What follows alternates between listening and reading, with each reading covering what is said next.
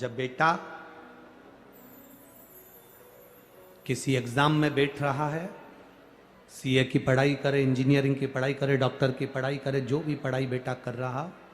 Competition exam में बैठ रहा हो, हम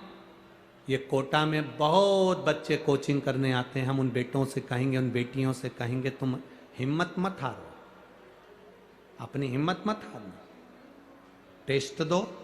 एग्जाम दो, एग्जाम के साथ, पढ़ाई के साथ देवाधिदेव महादेव पर भरोसा रखो, विश्वास पक्का रखो। दुनिया में ऐसा कोई काम नहीं जो तुम नहीं कर सकते, ऐसा कोई काम नहीं जो तुम नहीं कर सकते। जरा सा टेंशन आया, डिप्रेशन आया और अपने प्राणों को त्याग दिया, मां बाप के बारे में सोचा ही नहीं, ये श्रेष्ठता नहीं है।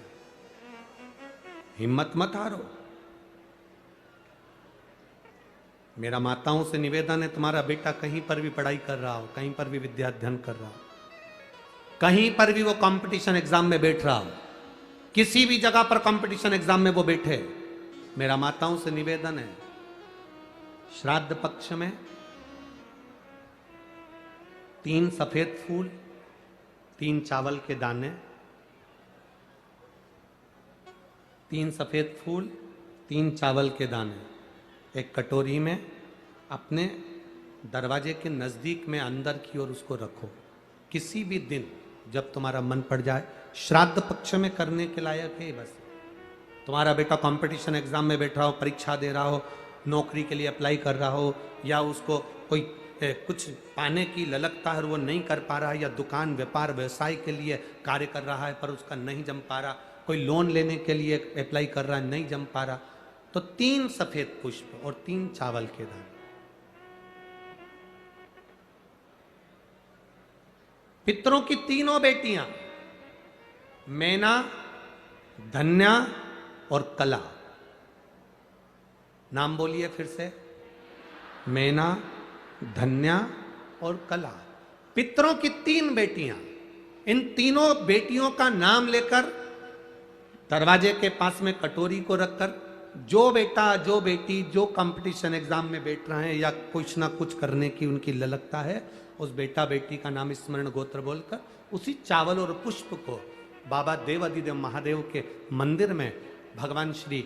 नंदीश्वर को स्पर्श कराकर शिव जी की अशोक सुंदरी वाली जगह, अशोक सुंदरी की जगह मालूम है ना सबको, अशोक सुंदरी का स्थान, अशोक सुंदरी वाली जगह पर उसको समर्पित कर दो।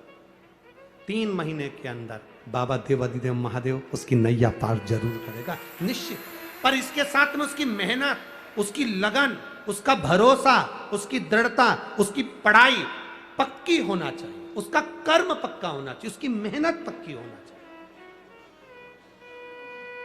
कितने पुष्प, कितने चावल,